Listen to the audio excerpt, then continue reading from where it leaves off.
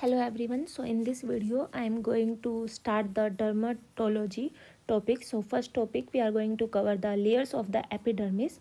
So as we all know that the layers of the skins were first one. So layers of skin were first one is the epidermis, then dermis, and then hypodermis. Epidermis, dermis, and hypodermis. So these were the three layers of the skin. So in this video I am going to cover the epidermis. So in this video I am going to cover the epidermis, that how many layers does the epidermis contains.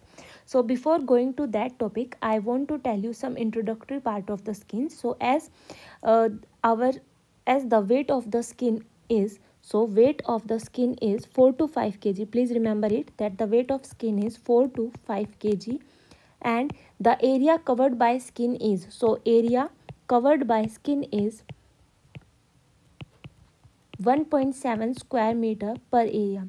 1.7 square meter area is covered by our skin, and skin constitute around 16% of the total body weight. So it constitute about 16% of total body weight. Please remember this, it is very important question as it already came in the exams. So skin constitute around 16% of total body weight.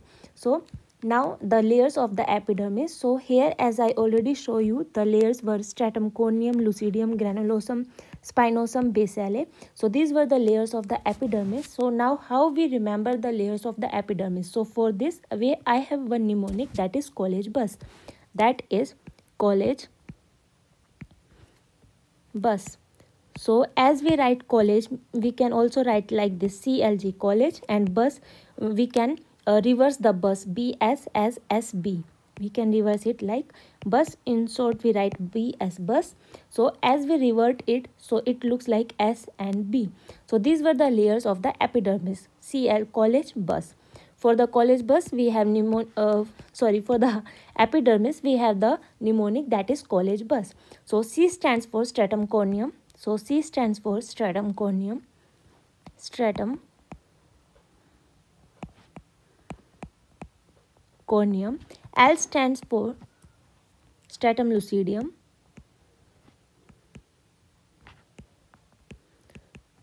Stratum lucidium.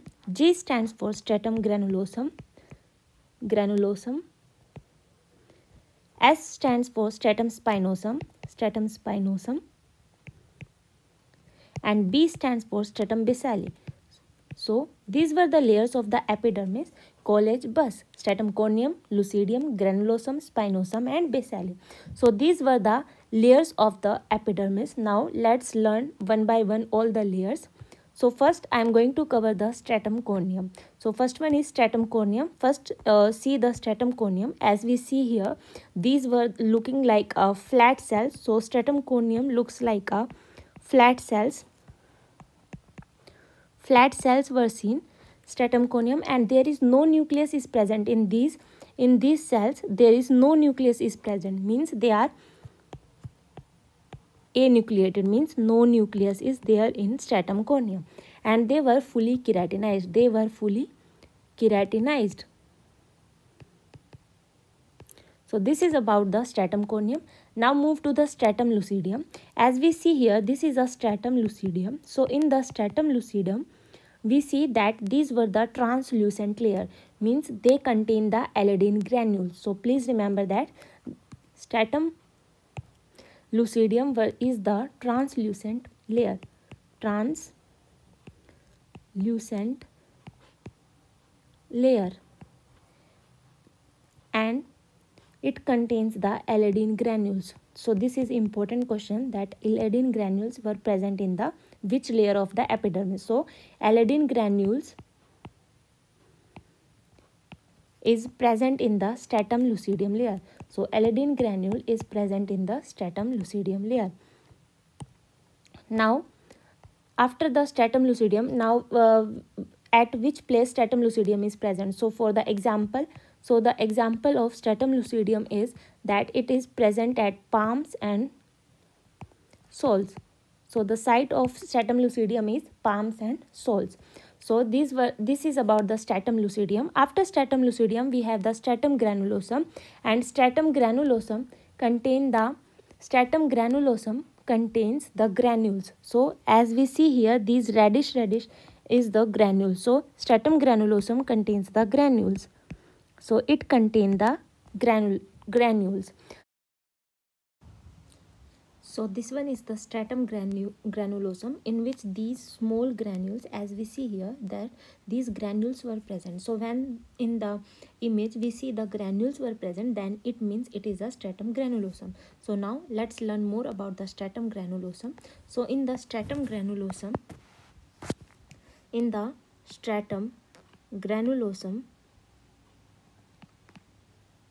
we have the granules as we see here. So in the stratum granulosum we have the granules. So granules may be two types, that the granules were the lamellar or the keratohyalines. So lamellar granules, or we can say the granules were keratohyaline granules. So lamellar granules were also known as Ordland bodies. Please remember that lamellar granules were also known as Ordland bodies,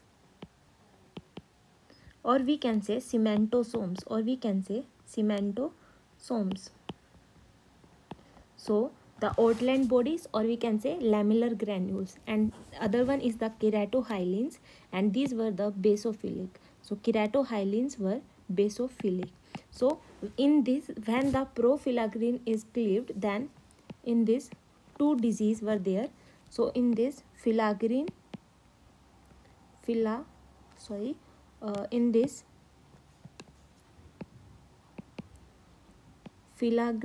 is there, and it includes two diseases. So two diseases were there in the filagrine. So first one is the ichthyosis and second one is the atopic dermatitis. First one is ichthyosis vulgaris, in which we see the fish-like network. So first one is ichthyosis vulgaris, and second one is the atopic dermatitis.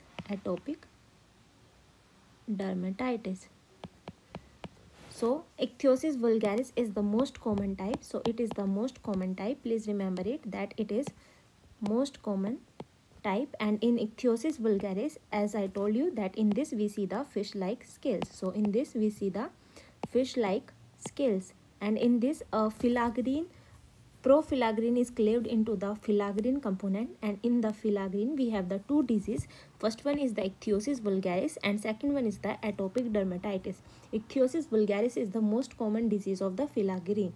Now in the lamellar granules we have the Ordland bodies, and in this the synthesis of lipid is there. So L for lamellar and L for lipids. So L for lamellar and L for lipid. So synthesis of lipids is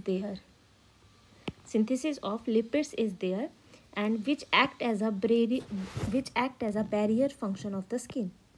So it is a barrier function of skin. So the barrier function of skin is performed by the Ordland bodies, or we can say lamellar granules. They perform the barrier function of the skin because they synthesize the lipids, and lipids is a barrier function of the skin.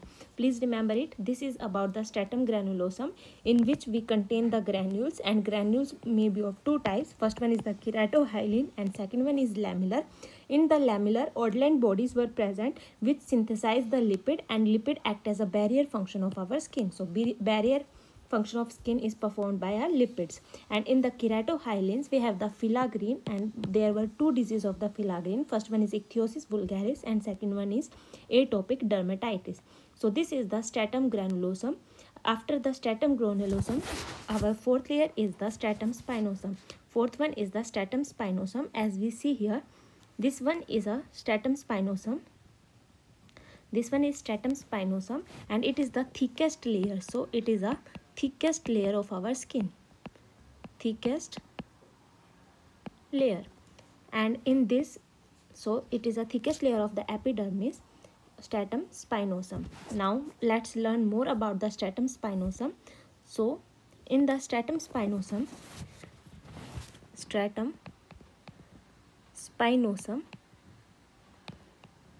as I told you that it is a thickest layer of the epidermis. So thickest layer of epidermis is stratum spinosum. Please remember, this is the first question about the stratum spinosum.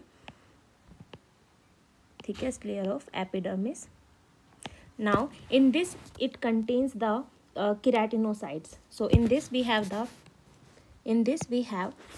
prickle cell layer. In this prickle cell layer is there. Stratum spinosum has a prickle cell layer in which prominent spine-like process is there. Spine-like process is there. Have the desmosomes.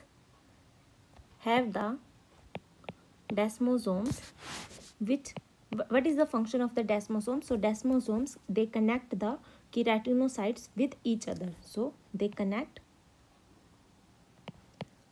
keratinocyte with each other. So as these were the keratinocytes, these were present in the stratum spinosum. Please remember that they were present in the stratum spinosum. So these were the keratinocytes and they were connected with each other by the desmosomes. So they were connected with each other by the desmosomes. Please remember this. They were connected with each other by desmosomes. So desmosomes were, and if anyone asks you that what is desmosomes, so desmosomes were the intraepidermal intercellular connection. They were intraepidermal, means they are present inside the epidermis and they connect the cell, means intraepidermal intercellular connection. So they were the connections between the epidermis. So intraepidermal means inside the epidermis. Intracellular means they connect the cells. So these were the connections of the epidermis. So desmosomes connect the keratinocytes with each other, and there were some conditions in which antibodies were produced against these desmosomes. So if antibodies were produced